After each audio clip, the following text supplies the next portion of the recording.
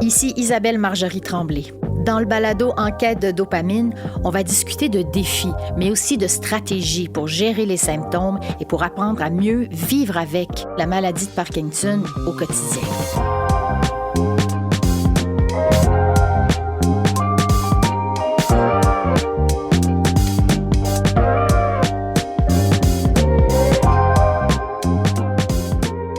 Bonjour, mon nom est Isabelle Marjorie Tremblay et bienvenue dans ce balado de Parkinson Québec, Enquête de dopamine, dans cet épisode exclusivement consacré aux troubles moteurs. Merci beaucoup d'être ici, donc, à mes deux invités. D'abord, j'aimerais vous présenter, donc, Simon Langlois. Simon, allô, tu Bonjour. vas bien? Oui, ça va, très bien, très bien. Simon, tu as 43 ans.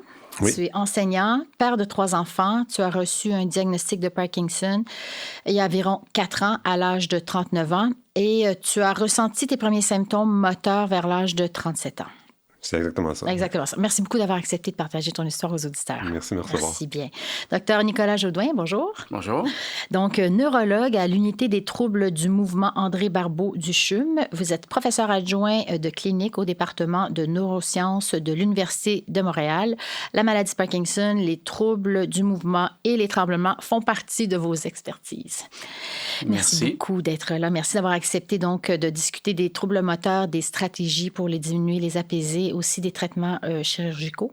On va commencer avec quelques données statistiques. Donc, les troubles moteurs sont les symptômes les plus couramment associés à la maladie de Parkinson. Ils incluent le tremblement au repos, présent chez environ 70 % des patients, la rigidité musculaire, la bradykinésie, ralentissement des mouvements, et des troubles posturaux dans les stades avancés. 70 à 80 % des gens vont avoir un mélange de tous ces symptômes-là. On va avoir des précisions tout à l'heure avec notre spécialiste. Alors, on va commencer par toi, Simon. Peux-tu nous décrire un petit peu tes symptômes et comment ils ont progressé donc ces dernières années? Le début de ton histoire. Oui, moi, en fait, ça a été un peu surprenant parce que quand on associe le Parkinson, on pense tout de suite au tremblement. Puis moi, jusqu'à ce jour, j'ai pas vraiment de tremblement. Sauf en période de stress, là, je peux en avoir un petit peu. Mais globalement, moi, c'est vraiment de la rigidité qui habite mon corps, disons.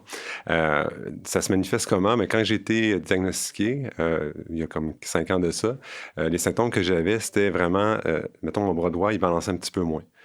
J'avais mon pied droit qui traînait de la patte quand je marchais. Ma blonde me disait, il me semble que ça va pas ton pied droit, tu marches un petit peu bizarrement.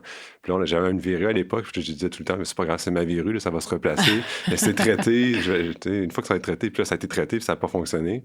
Puis après ça, j'avais une attelle au bras droit, puis je jouais beaucoup au tennis. Puis là, j'avais des raideurs là aussi. Fait qu'à chaque fois, j'avais comme des signes qui me disaient, il y a quelque chose qui va pas. Puis je passais des tests, ça avançait un petit peu, ça reculait. Puis à un moment donné, je jouais au water polo, puis là, vraiment, je me suis rendu compte que ça fonctionnait pas. Mon pied droit, quand je faisais ce qu'on appelle le batteur à œuf, mon pied droit tournait moins vite que mon pied gauche. Puis là, je tournais en rond dans la piscine. Okay. J'avais la misère à rester en dehors de l'eau. OK. Fait que là, j'ai dit, faut que j'aille consulter. Puis c'est là que finalement, j'ai eu le diagnostic. Là. OK, d'accord. Est-ce qu'il y a d'autres symptômes là, qui sont manifestés depuis ces dernières années, par exemple au niveau du sommeil? Oui, c'est ça. Là, il y a plusieurs symptômes qui sont apparus. Dans le fond, de un, mes périodes off, là, où ma médication fait moins effet, sont plus nombreuses. Donc, je prenais ma médication aux 8 heures, puis là, maintenant, je la prends aux 3 heures. Donc, en intensité, les symptômes ont augmenté, puis ils sont venus de plus en plus nombreux. Donc, par exemple, au niveau de la voix, ma voix porte moins qu'elle portait avant. Puis, je fais ce qu'on appelle de la dystonie. Donc, mon pied gauche a une raideur, dans le fond, le matin et le soir. Là, dans ces moments-là, je ne peux pas faire grand-chose. Il faut que je m'assoie par terre, je fais un automassage, j'attends que ma médication fasse effet, puis après, je repars. Puis effectivement, pour répondre à la question pour la nuit, la nuit, je fais de l'hypersalivation. Puis, comme j'ai des raideurs comme principal symptôme, quand je me tourne, je me mets du côté gauche. Mon épaule gauche vient vite en douleur. Puis après ça, je me mets de mon côté droit. Mon côté droit me fait mal. Fait que je me réveille environ 6 à 10 fois la nuit. Là. 6 à 10 fois la nuit? Oui. OK, d'accord. Plusieurs micro-réveils, en fait. Oui, c'est micro-réveils. Aussi des longs réveils. Ouais. Non, c'est ça. Je suis quand même chanceux à ce niveau-là. Je me tourne de bord puis je me rendors. OK. Ça. Bon, OK, d'accord. Merci de ce portrait. Merci. Docteur Jodoin, ce que vit Simon, est-ce que ça représente quand même le portrait assez commun des gens qui sont atteints au niveau des débuts des symptômes et comment on peut les classifier? Oui. Bien, c'est ça. Donc, la maladie de Parkinson, c'est principalement une maladie qui touche les mouvements. Donc, souvent, les gens, initialement, ne sauront pas ce qu'ils ont. Puis, effectivement, ça peut être des douleurs, des raideurs. parfois des tremblements. C'est sûr que le tremblement paraît plus, mais ce n'est pas toujours le symptôme principal des patients. Donc ça, je pense que c'est un élément important à soulever. Puis effectivement, le critère principal pour le diagnostic de la maladie de Parkinson, au niveau des mouvements, c'est la lenteur des gestes ou la diminution des mouvements spontanés. Donc la bradykinésie ou lenteur des gestes, c'est vraiment le symptôme cardinal qui s'associe à de la raideur des membres, qu'on appelle rigidité, et le tremblement, qui est classiquement au repos, mais qui est effectivement présent chez environ 70% des gens. Donc, ce n'est pas tout le monde qui a un tremblement, même s'il a la maladie de Parkinson. Puis, éventuellement, comme vous disiez, il peut y avoir d'autres manifestations, comme les troubles d'équilibre, les troubles de marche, qui habituellement vont survenir plus tard dans l'évolution de la maladie. Il y a beaucoup de troubles moteurs, en fait, dans la liste, n'est-ce pas? Est-ce qu'on a un chiffre? Parce qu'à un moment donné, j'ai vu 80. Je disais, est-ce que c'est possible? Bien, en fait, disons que cette triade-là de lenteur, raideur, tremblement, on se base sur ça pour faire le diagnostic. OK, d'accord. Mais par la suite, c'est sûr qu'il y a aussi une perte des mouvements spontanés automatiques. Donc, le clignement des yeux, l'expression faciale, le balancement des bras, donc font partie des manifestations initiales de la maladie. D'accord.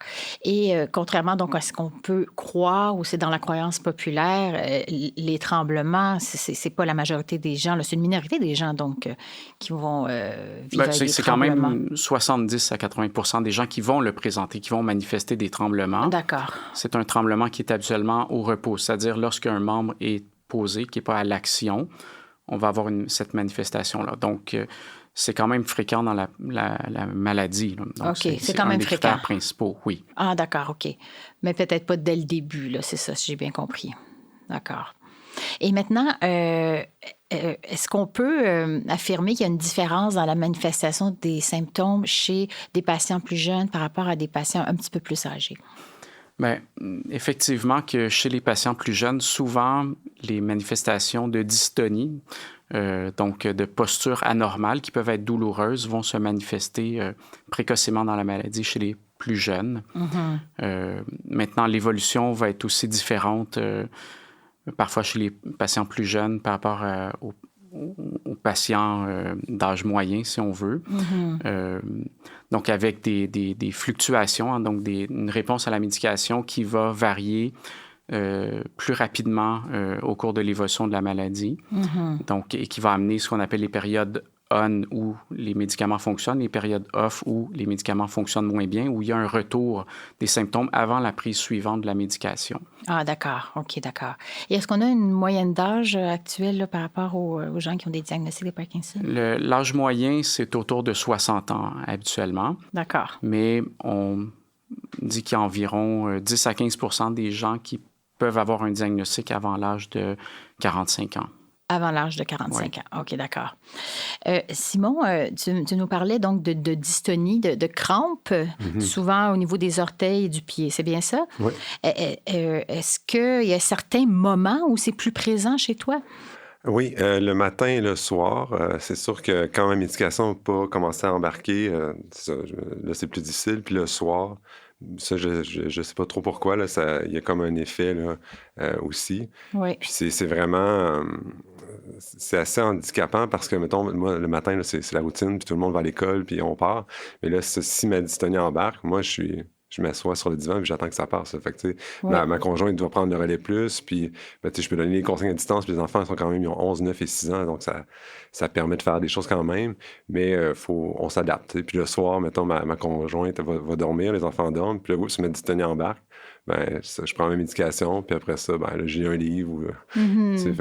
Bon, on s'adapte, mais puis tu avais une question, justement, par rapport à la dystonie, là, que je trouvais intéressante. C'est justement au niveau des fluctuations, je pense. Hein? Oui, c'est ça. C'est, dans le fond, ce que je me demandais, c'est est-ce qu'il y a moyen de contrôler un peu cette dystonie-là? Parce que ça semble être plus le matin puis le soir, mais ce que je dis, c'est dans certains cas, ça paraît à peu près à n'importe quel moment. Donc, comment on peut essayer de prévoir ça si c'est prédictible, puis comment on peut atténuer... OK, d'accord. Bien, on va parler des stratégies un petit peu plus tard, mais je me demandais s'il y avait une explication pourquoi il y a certains moments où il y a des symptômes qui se manifestent là, dans le cycle d'une journée. Oui, donc la dystonie, c'est un des troubles du mouvement qui peut être causé par l'utilisation de la médication. Donc, la médication est utilisée pour améliorer les symptômes de lenteur, de raideur, Mais l'utilisation de la médication avec le temps peut aussi provoquer certains troubles du mouvement qu'on appelle dyskinésie, qui peuvent survenir lorsque le médicament fonctionne pleinement avec des mouvements involontaires, mais donc qui est souvent peu dérangeant pour les patients. Parfois oui, mais pas toujours. Par contre, lorsque les niveaux de dopamine, donc c'est la substance chimique qui est dans les médicaments, donc on remplace dans la maladie de Parkinson avec les médicaments, lorsque les niveaux de dopamine sont plus bas, donc il va y avoir plutôt des postures anormales, donc la dystonie qui va être douloureuse. Donc ça va survenir classiquement au réveil le matin parce que la nuit est longue, on ne prend pas nécessairement de médicaments durant la nuit. Mais c'est ça, donc ça fait plus longtemps que les médicaments ont été pris, donc il y a une perte d'effet, donc les niveaux de dopamine sont plus bas et c'est à ce moment-là où classiquement on a la dystonie, donc les postures anormales, douloureuses. Mais effectivement qu'au cours de la journée, lorsque les niveaux de dopamine redescendent chez certaines personnes qui ont des fluctuations plus importantes, bien, il va y avoir la dystonie aussi dans la journée. D'accord. Très clair, hein? Absolument. Maintenant, est-ce que tu pourrais me parler un petit peu des impacts dans ta vie, Simon, que l'ensemble de ces troubles moteurs a sur toi? Oui, oui, il y en a quand même beaucoup. Je vais en lister seulement quelques-uns. Par exemple, quand j'écris des courriels, tout simplement, là, mon bras droit, comme il est plus lent, vu que c'est encore asymétrique de mon côté, j'ai tendance à avoir de la difficulté à écrire des courriels, des textos, la même chose. Donc, ce que je fais, c'est que je me suis adapté. Maintenant, avec les ordinateurs, on peut faire des commandes vocales. Puis quand j'envoie des textos un peu plus longs, même chose.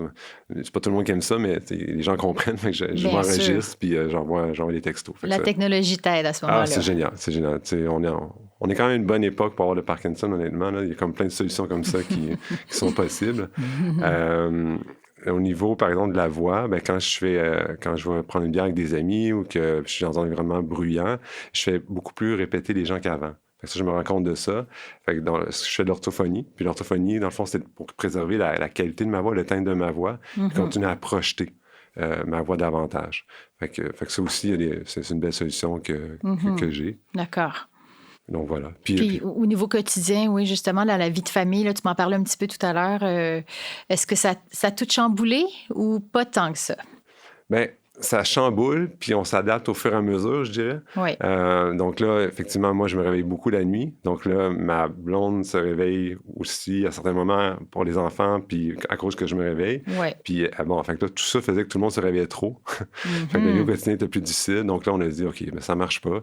Je me suis fait une petite chambre au rez-de-chaussée. Puis on s'est dit, de toute façon, pour l'avenir, ça va être intéressant parce que je vais pouvoir aller à la salle de bain sur l'étage, pas monter, descendre un escalier.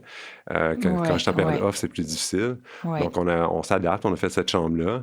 Puis, j'ai fait une petite salle d'entraînement. Puis, je dirais, on s'adapte aussi... Ça, c'est une adaptation plus familiale, je dirais. Oui. J'ai la chance d'avoir ma belle-sœur qui habite en haut de chez nous, qui nous aide.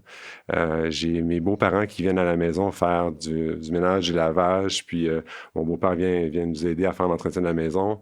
Ma famille, mon père, il habite à Sherbrooke, c'est un petit peu plus compliqué. Oui. Ils viennent une semaine, des fois, et on a un lit pour eux.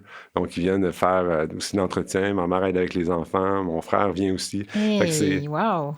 Il y a une communauté, là. Oui, puis je trouve ça beau, tu sais, parce qu'on peut trouver ça... C'est dur, c'est difficile d'avoir le Parkinson, mais c'est un colocataire, c'est une maladie qu'on ne porte pas seul. Ça affecte les gens autour de nous.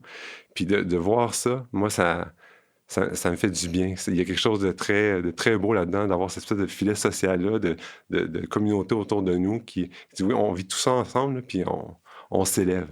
Tu n'avais peut-être pas constaté ça avant, disons, hein, la force de ta communauté familiale autour. Oui, du réseau. Je savais que j'étais quand même bien entouré, mais de voir cette réponse-là de tout le monde, c'est wow, c'est beau, ça. Hein? Ouais. Puis, Simon, si je ne me trompe pas, tu as dû arrêter de travailler. Oui, parce que j'enseigne au collégial, puis c'est sûr que mon écriture, des fois, elle devient un petit peu illisible. Ouais. Quand je suis en période off, ma voix portait moins. Ouais. C'est quand même, mettons, quand je me réveille souvent la nuit, c'est un peu difficile de donner un cours à la hauteur de ce que ça devrait être. Puis, à un moment donné, je me suis rendu à l'évidence que c'était un petit peu plus... C'est un petit peu plus difficile. Là. Puis, juste pour comprendre, parce que tu es quand même très actif, là, tu m'as parlé d'un gym tout à l'heure, donc tu continues d'être actif. Tu fais du sport encore? Tu as changé peut-être tes sports? Oui, je change mes sports, puis j'adapte mes sports, dans le fond, en fonction de quand je suis en on puis en off. Mais ça va. Tu sais, quand je suis quand même dans un bon état, ça me permet d'en faire beaucoup. Puis je dirais, il y a comme 2 volets peut-être au sport que je fais. Il y a le volet détente, Oui. comme j'ai beaucoup de rigidité, fait que j'ai besoin de massothérapie, d'ostéo, j'ai besoin du tai chi, qigong, yoga, fait que je fais tout ça. Oui. Fait que ça m'occupe quand même. Puis de l'autre côté, je fais vraiment l'aspect cardiovasculaire, l'aspect musculaire qui est important aussi. Là, je fais du tennis, du ping-pong. OK. Très actif. Oui, oui, OK. oui. OK, très bien. Docteur Jodoin, les troubles moteurs, est-ce que vous constatez qu'ils sont très invalidants, où il y a vraiment une progression? Et comment c'est un immense bouleversement dans la vie des gens, selon vos constats? En fait, la maladie de Parkinson, c'est une maladie qu'on dit dégénérative, c'est-à-dire que c'est une maladie qui évolue progressivement. Donc, habituellement, les symptômes s'installent en quelques années. C'est au moment où on fait habituellement le diagnostic. Par la suite, on ajuste la médication. Donc, on a des traitements pharmacologiques qui peuvent aider à contrôler les symptômes de la maladie. L'exercice physique, ça fait partie aussi du traitement. C'est vraiment important de continuer à être actif. Mais malgré ça, donc, l'évolution de la maladie fait que la réponse à la médication varie d'un moment à l'autre. Oui. Et à ce moment-là, ça complique un peu la thérapie. Donc, on doit constamment ajuster la médication pour améliorer les symptômes des patients. Mm-hmm. Puis, c'est sûr que la nuit aussi, c'est une période qui peut être difficile, donc avec l'immobilisation prolongée. Mm-hmm. D'accord. Et puisqu'on a commencé à parler donc des solutions et des stratégies d'une façon tout à fait naturelle, parce qu'on sait que l'exercice physique, ça fait partie des solutions, n'est-ce pas? Donc, on dit que c'est un traitement qui est neuroprotecteur. Docteur Jodoin, comment on peut expliquer? Qu'est-ce qu'on veut dire par ça?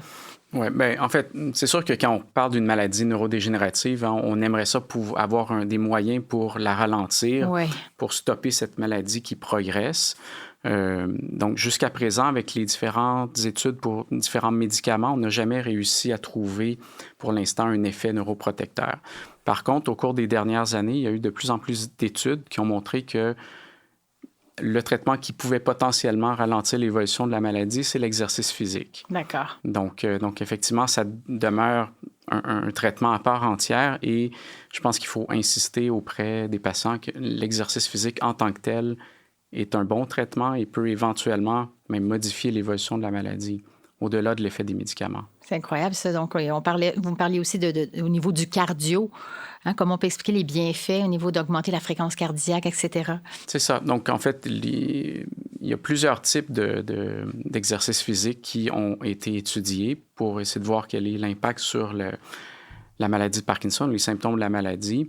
Puis, ce qu'on se rend compte, c'est qu'il y a une diversité d'activités physiques qui peuvent être utiles pour traiter traiter les symptômes de la maladie, donc le cardio, effectivement, donc augmenter la fréquence cardiaque, c'est intéressant. Les exercices d'étirement aussi pour vaincre cette rigidité qui peut amener certaines postures plus fléchies. Donc, les exercices de musculation aussi. Puis finalement, les exercices plus intégrateurs, comme la danse, le tai chi, donc des activités qui vont travailler le rythme, l'équilibre.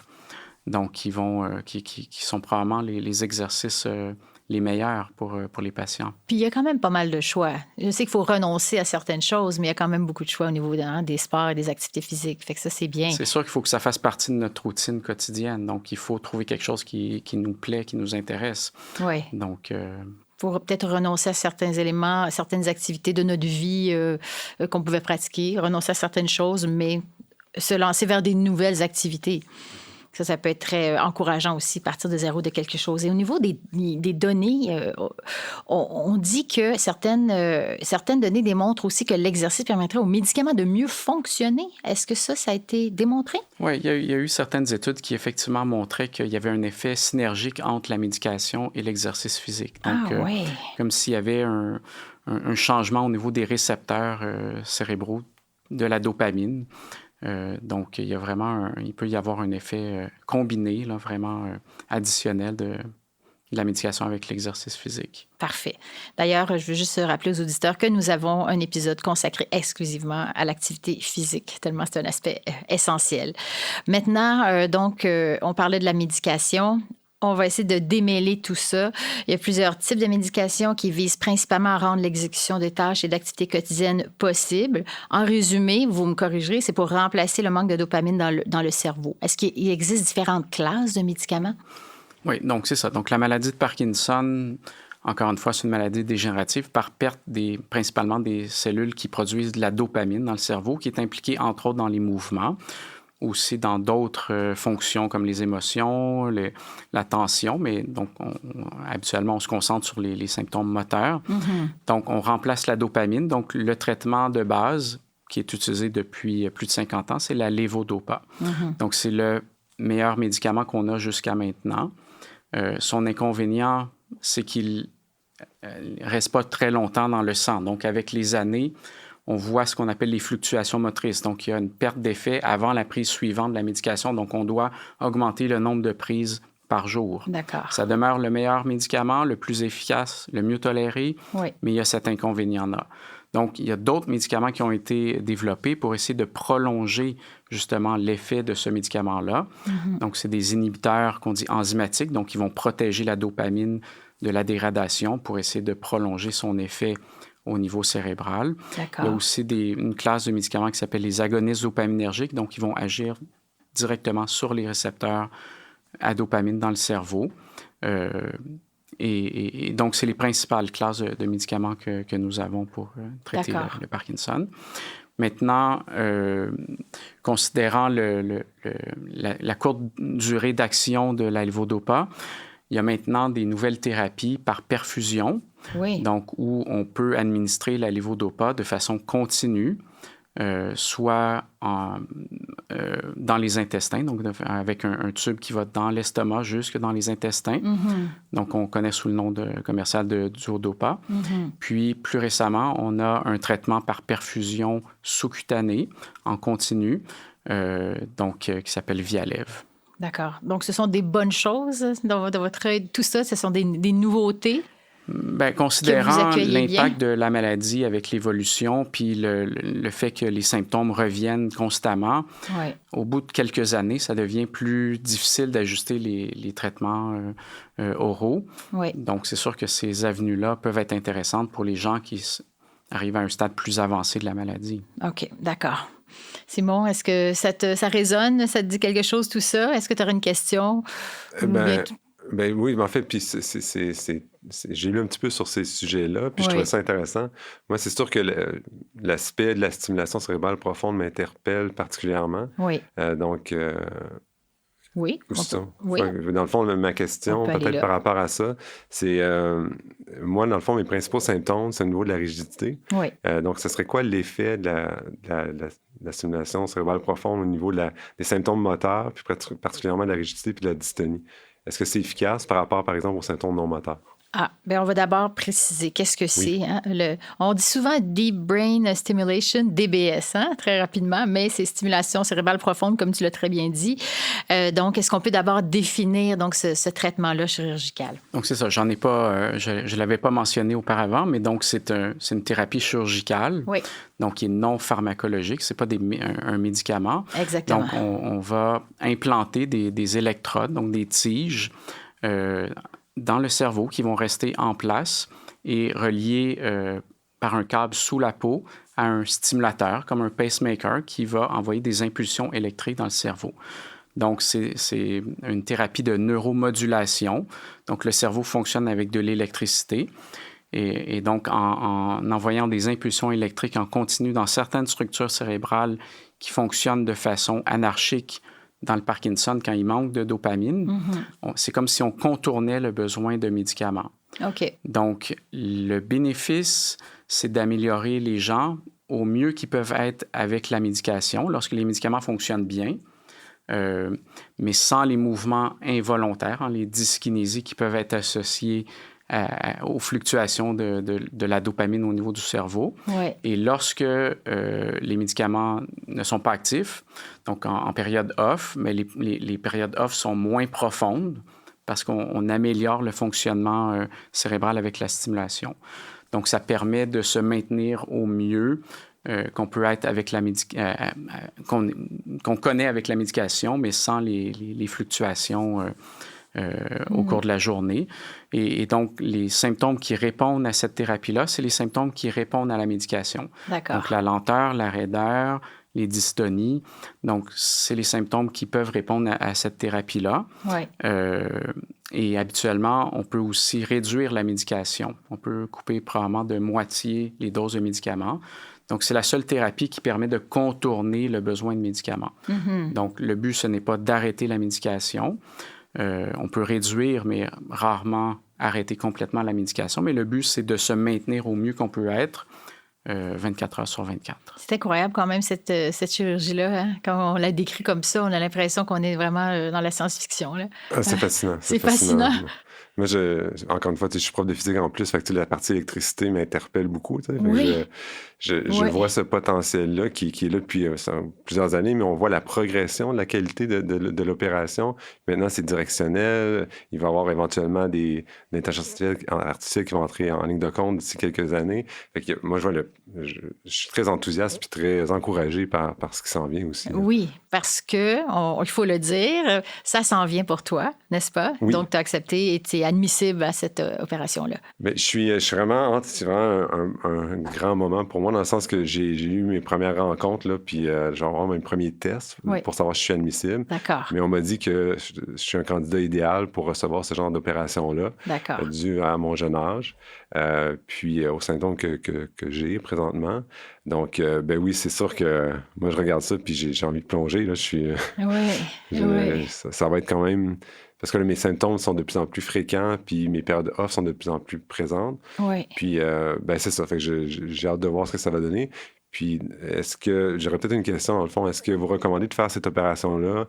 Parce que moi, ça fait 4-5 ans que j'ai le Parkinson. Est-ce que c'est un bon moment? Ce serait quoi le critère, dans le fond, pour dire on peut commencer à penser à avoir la stimulation cérébrale profonde? Excellente question. Merci beaucoup, Simon. Mais c'est ça. Donc, cette thérapie-là existe depuis... environ 25 ans. Donc, c'est sûr que historiquement, les patients qui étaient opérés, c'est des gens qui avaient une maladie habituellement plus avancée. Donc, après 12 ans, 15 ans de maladie. Puis, ce qu'on s'est rendu compte, c'est que parfois, lorsqu'on opère plus tardivement, en fait, même si on améliore le fonctionnement physique, les moteurs, l'amélioration motrice, bien, les gens ont adopté un certain rôle de malade et ont de la difficulté à revenir à un rôle social, si on veut. Donc, il y a eu des études qui ont montré qu'on pouvait probablement intervenir plus tôt pour justement améliorer le fonctionnement avant de devenir plus handicapé. Donc, il faut comprendre que c'est une thérapie qui ne guérit pas la maladie. Mm-hmm. Donc, ça traite les symptômes comme les médicaments et que la maladie va continuer à évoluer. Donc, particulièrement chez les jeunes patients qui développent les complications motrices sous forme de fluctuation ou de dyskinésie, de mouvements involontaires plus rapidement dans l'évolution de la maladie. Mm-hmm. Et on pense que les patients plus jeunes auront moins les complications plus tardives. En fait, mm-hmm. ils ont plus d'années à vivre sans les autres complications de la maladie qui vont éventuellement, probablement survenir chez tous les patients, notamment les troubles d'équilibre et de la marche qui ne répondent pas à la médication. Oui. Donc, on a intérêt effectivement à opérer probablement un peu plus tôt que trop tard. Donc, c'est pas une thérapie pour tout le monde, mais effectivement, pour les jeunes patients qui ont des complications motrices significatives et pas les autres manifestations qui ne répondent pas à la médication. Donc, certainement que c'est le bon moment d'opérer. Maintenant, quand on parle d'autres chirurgies, on parle de la thalamotomie. Pouvez-vous m'expliquer un petit peu ce que c'est et qui est admissible? Ouais. Donc, en fait, il y a différentes cibles dans le cerveau pour améliorer les symptômes moteurs de la maladie de Parkinson. Donc, pour les symptômes généraux du Parkinson, donc les tremblements, la lenteur, la raideur, souvent on va utiliser, on va cibler le noyau sous-thalamique ou le globus pallidus interne. Donc, ce sont deux structures cérébrales qui sont hyperactives lorsqu'il y a un manque de dopamine. Il y a une autre cible qui existe qu'on peut cibler, c'est le thalamus. Et donc, c'est une cible intéressante pour traiter principalement le tremblement et pas les autres symptômes de la maladie. Ah, OK, d'accord. Donc, depuis quelques années, au-delà de la stimulation cérébrale profonde, il y a d'autres thérapies qui ont été développées, notamment la thalamotomie par ultrason. Et donc, cette thérapie-là cible principalement le thalamus. Donc, ça serait essentiellement pour les gens qui ont une forme tremblante de Parkinson et pas pour les gens qui ont la forme mixte ou plutôt akinétorigide. OK, d'accord. C'est pratiqué aussi quand même pas mal ici au Québec? Oui, c'est disponible au Québec. Donc, on peut opérer aussi des gens qui ont le tremblement essentiel, donc une autre forme de tremblement fréquente. D'accord. Mais on peut effectivement aussi cibler le tremblement parkinsonien avec cette thérapie. OK, très clair. Simon, il y avait une autre question qui te préoccupait, c'est au niveau de la réversibilité. Donc, est-ce que tu veux y aller dans cette direction-là? Oui, bien, dans le fond, si j'allais de l'avant avec la stimulation cérébrale profonde, puis un jour, on découvre un vaccin ou une thérapie génique, quoi que ce soit, qui permettrait d'avoir vraiment une solution au Parkinson, qu'est-ce qu'il y en est des électrodes qui sont implantés dans le cerveau? Est-ce qu'on peut les retirer? Puis est-ce qu'il y a des dangers ou effets secondaires associés à ça? Oui. Ben, c'est sûr que en fait, quand on implante des jeunes patients, donc qui ont une longue espérance de vie, on l'espère. Donc, on sait qu'avec le temps, on espère qu'il va y avoir des nouvelles thérapies qui vont être développées. C'est sûr que c'est une question qui revient souvent. Donc, on se dit, bien, s'il y avait ces thérapies-là, est-ce que je pourrais y avoir accès? De façon générale, ce qu'il faut voir, c'est que cette thérapie-là ne détruit pas les structures cérébrales. Donc, les électrodes sont en place et ne perturbent pas vraiment le cerveau ou les structures cérébrales. Mm-hmm. Donc, s'il y avait des facteurs de croissance ou des cellules souches, par exemple, qu'on pourrait implanter pour améliorer les symptômes de la maladie, bien, on pourrait éventuellement même se servir de l'électrode comme support pour administrer ces produits-là. Donc, il n'y a pas d'intérêt à retirer les électrodes non plus parce qu'il y a autant de risques à les retirer qu'à les insérer. Donc, en général, on pense que ces thérapies pourraient être complémentaires et même utiliser le support actuel pour bénéficier des nouvelles thérapies. Mm-hmm. Ça, je dis, c'est fantastique. C'est fantastique. Moi aussi, j'en reviens pas de tout ce qui se fait maintenant. Hein? Puis il y avait la question par rapport à l'intelligence artificielle aussi que tu avais proposée, que je trouve ultra intéressante. Je ne sais pas s'il y a des choses à dire qui s'expliquent assez simplement en lien avec l'intelligence artificielle actuellement dans les chirurgies. Oui, mais c'est sûr qu'avec les nouvelles technologies de programmation, les nouvelles électrodes directionnelles, donc la programmation de la stimulation devient de plus en plus complexe. Oui. Donc, c'est sûr qu'éventuellement, ça serait utile de pouvoir avoir un soutien informatique qui nous permet justement avec l'intelligence artificielle ou les techniques d'imagerie fonctionnelles pour vraiment pouvoir mieux cibler l'endroit précis qui optimise la thérapie. Donc, ça, c'est quelque chose qui est en train de se développer. Donc, l'autre point qui avait été abordé, c'est que éventuellement, on aura... donc, pour l'instant, la stimulation, elle est en continu. Donc, de façon un peu bête, hein, on stimule même si l'activité cérébrale peut se modifier selon les activités. Mais les nouveaux systèmes implantés peuvent détecter des ondes cérébrales. Mm-hmm. Et on sait qu'il y a certaines ondes cérébrales qui sont associées à la perturbation des mouvements. Oui. Donc, ultimement, l'appareil pourrait détecter ces ondes cérébrales anormales et stimuler seulement lorsque on a ces ondes cérébrales-là. Et lorsqu'il y a des ondes qui sont plutôt associées au mouvement, normaux, bien, qu'on supprime la stimulation pour éventuellement diminuer peut-être certains effets secondaires qui sont provoqués par la stimulation et éventuellement prolonger la longévité aussi de la batterie. C'est fascinant. Je vois Simon, il a les yeux grands ouverts. Hein? On parle souvent de l'intelligence artificielle comme on s'en méfie, puis on en a peur dans plein des secteurs, oui. Mais là, je pense que là, c'est une démonstration concrète des bienfaits puis de tout l'aspect positif de l'intelligence artificielle. Merci pour cette question qui est vraiment très, très, très pertinente. Donc, on a bien discuté des différentes stratégies. On a discuté des médicaments, des traitements traitements, donc au niveau des chirurgies. Si on pouvait développer un petit peu plus au niveau des traitements non pharmacologiques, là on a parlé des activités physiques, mais qu'est-ce qu'on pourrait dire là-dessus qui peut être complémentaire? Parce qu'on comprend que des fois, tout ça est nécessaire, tout ça peut être utilisé, n'est-ce pas, de concert. Alors, qu'est-ce qu'on peut dire au niveau des activités quotidiennes, par exemple? Bien, quand on a une maladie qui touche le mouvement, donc c'est important de bouger. Donc ça, je pense que ça souligne l'importance d'être actif. Oui. L'autre élément, donc avec les maladies qu'on dit neurodégénératives, qui sont associées au vieillissement, donc il faut en fait aussi considérer qu'il faut rester actif physiquement et mentalement. Oui. Donc avoir un bon équilibre de vie, une bonne alimentation, un bon sommeil également, donc qui est vraiment une part probablement négligée. Là, donc c'est vraiment important. Bien contrôler les émotions également, donc l'anxiété qui peut être néfaste donc il va accentuer les symptômes de la maladie souvent, et c'est un symptôme qui peut faire partie de la maladie. Oui. Donc il faut adresser ces problèmes-là également. Au niveau de l'alimentation aussi, comme je disais, donc avoir une alimentation bien équilibrée. Oui. Oui. Donc, ce n'est pas que les médicaments. En fait, souvent, je dis, les médicaments, c'est pour vous permettre de mieux bouger, de pouvoir participer à vos activités, continuer à vous stimuler tant mentalement que physiquement. Oui. Simon, qu'est-ce qui te fait du bien? Bien, c'est effectivement, il y a plein de choses là-dedans là, que je pourrais commenter, mais tu sais, l'aspect de, effectivement, avoir moins de stresseurs dans ma vie. Oui. Ça, c'est super important là, parce que quand j'ai des stresseurs, je peux avoir du stress ou de l'anxiété, bien, c'est sûr que mes symptômes sont plus forts. Oui. Fait que de diminuer ces moments-là, c'est super important pour moi.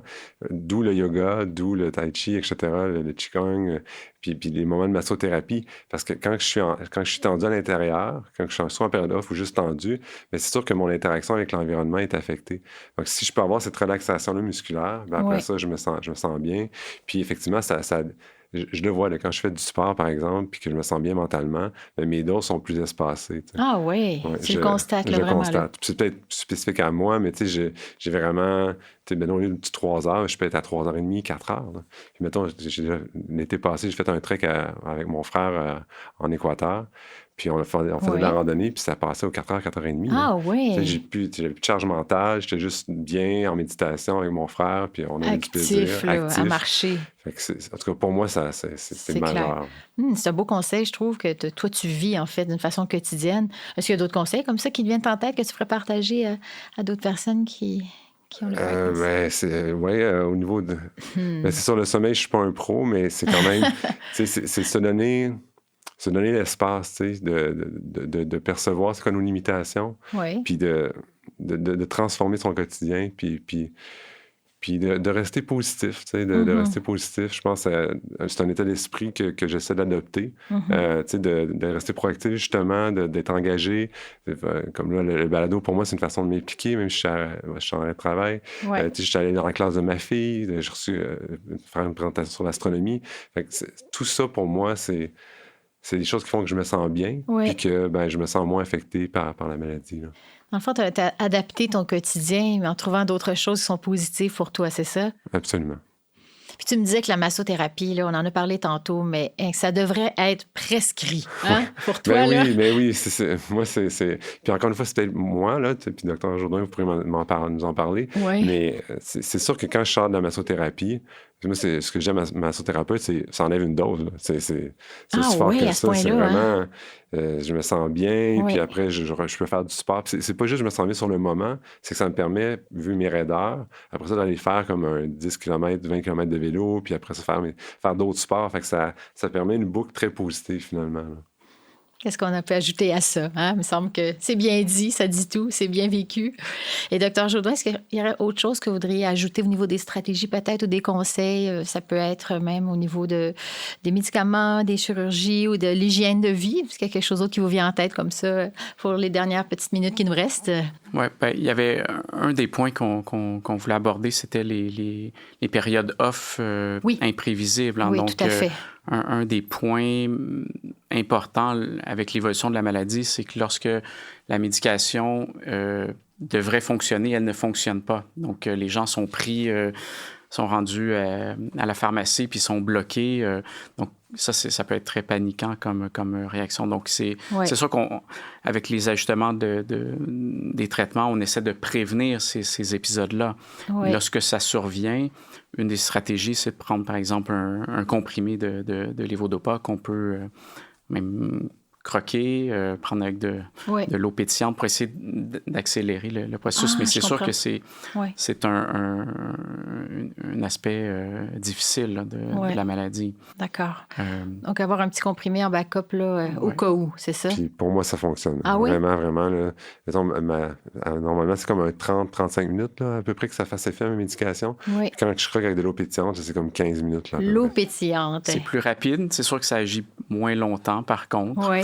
Donc, ça ne peut pas être adopté comme stratégie continuelle, là, mais c'est sûr que lorsque ces moments-là précis de off imprévisibles surviennent, ça peut être une stratégie. Je pense qu'on a fait le tour par rapport aux troubles moteurs. Vraiment, il y aurait beaucoup de choses à dire, mais merci beaucoup de ces précieux conseils. Je pense qu'il y a plusieurs personnes qui vont se reconnaître dans ton témoignage, Simon. Merci de tous ces conseils très précis, très clairs. Maintenant, donc, on ne peut terminer cette discussion sans parler de ressources. Donc, à ce sujet, il y a le site de Parkinson Québec où il y a plusieurs ressources. Il y a également, les services de Parkinson Québec et les partenaires en région dont les services se développent en continu. Une belle discussion. Donc, je rappelle Dr Nicolas Jaudoin, neurologue et spécialiste en troubles du mouvement. Simon Langlois, enseignant, papa, atteint du Parkinson depuis l'âge de 39 ans. Merci beaucoup de cet entretien. Et c'est ainsi que se termine donc l'épisode portant sur les troubles moteurs du balado Enquête de dopamine. Ce balado est rendu possible grâce à la participation financière du gouvernement du Québec dans le cadre du programme Québec Amis des aînés. Pour plus d'informations sur la maladie de Parkinson, vous pouvez contacter la ligne d'information et de soutien 1-800-720-1307 ou visiter le site web au www.parkinsonquebec.ca. Mon nom est Isabelle Marjorie Tremblay. Merci beaucoup d'avoir été là. Retrouvez-nous dans des prochains épisodes du balado de Parkinson Québec, Enquête de dopamine. Merci, à bientôt.